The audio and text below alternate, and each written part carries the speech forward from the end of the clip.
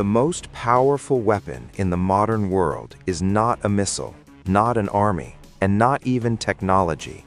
It's a currency. A green piece of paper that most people use without thinking.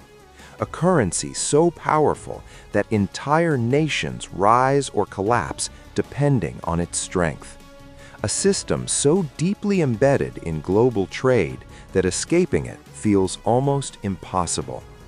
This is the story of how the US dollar became the backbone of the world economy and why nearly every country depends on it, whether they like it or not. Long before the dollar dominated the world, money itself was a problem.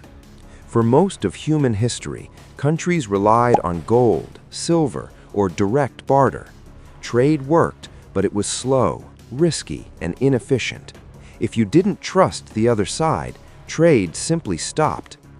As global trade expanded, this system became unstable. Moving gold across oceans was dangerous. Wars could wipe out reserves overnight, and there was no universal standard that everyone trusted. The world needed a single, stable system, but no country was powerful enough to enforce or maintain it. That changed in the 20th century. World War II didn't just reshape borders, it reshaped money itself. Europe was devastated. Cities were flattened. Factories were destroyed. Asia faced the same fate. Entire economies were reduced to rubble. But the United States came out of the war almost untouched. Its factories were running at full capacity. Its workforce was strong. And most importantly, America held the majority of the world's gold. By the end of the war, the US wasn't just a military superpower. It was the economic center of the planet. And that gave it an opportunity no other country had ever had. In 1944, representatives from over 40 countries gathered in Bretton Woods, New Hampshire. The goal was simple: rebuild the global economy and prevent another depression. The United States proposed a deal. The US dollar would be backed by gold. Other countries would peg their currencies to the dollar. International trade would run on dollars. It sounded fair, it sounded stable, and most importantly, it sounded safe. The world agreed. This moment quietly turned the US dollar into the world's reserve currency. For decades, the system worked. Trade expanded rapidly. Globalization accelerated. The dollar became synonymous with stability. Central banks held dollars as insurance. Corporations priced goods in dollars.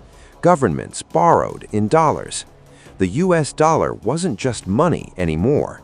It was trust. But the system had a flaw.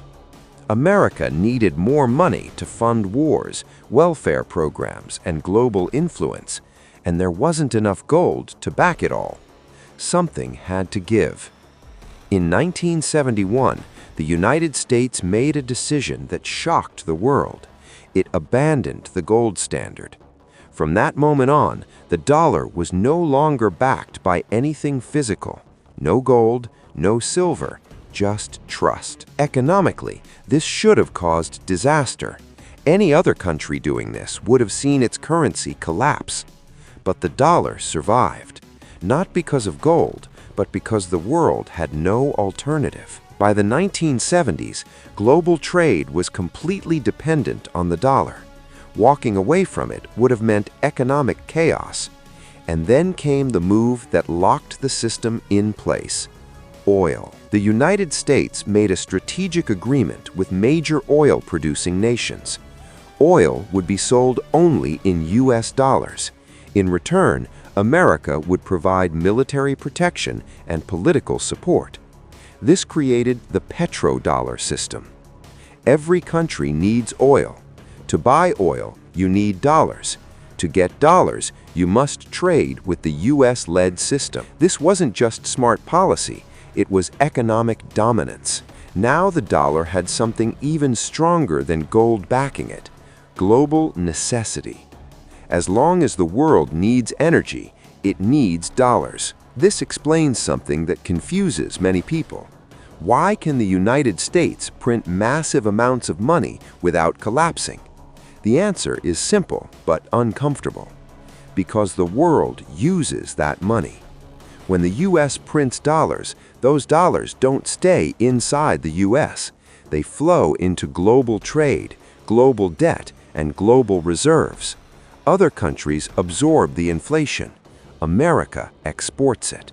This gives the U.S. an advantage no other nation has ever enjoyed. It can run massive deficits. It can borrow endlessly. It can fund wars without immediate collapse, because demand for dollars never disappears. But every system has a cost. When the dollar strengthens, the rest of the world feels the pain. Countries with dollar-denominated debt suddenly owe more. Imports become expensive. Inflation rises. Growth slows. This is why financial crises in developing countries often follow U.S. interest rate hikes.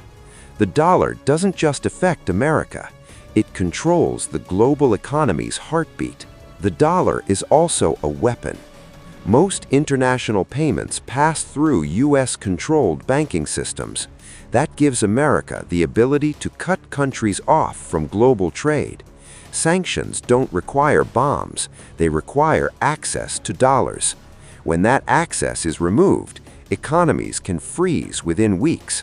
This is modern economic warfare. Many countries are trying to escape this system. Some are trading in local currencies. Some are building alternatives. Some are stockpiling gold. But replacing the dollar isn't easy. A global currency isn't just about value. It's about trust, infrastructure, and time. And right now, no alternative is ready. The US dollar didn't become powerful overnight. It grew through war, strategy, necessity, and dependency. It doesn't rule the world by force. It rules because the world built itself around it. As long as trade runs on dollars, debt is priced in dollars, and reserves are held in dollars, this system will continue. The dollar isn't just money. It's the foundation of the modern world economy.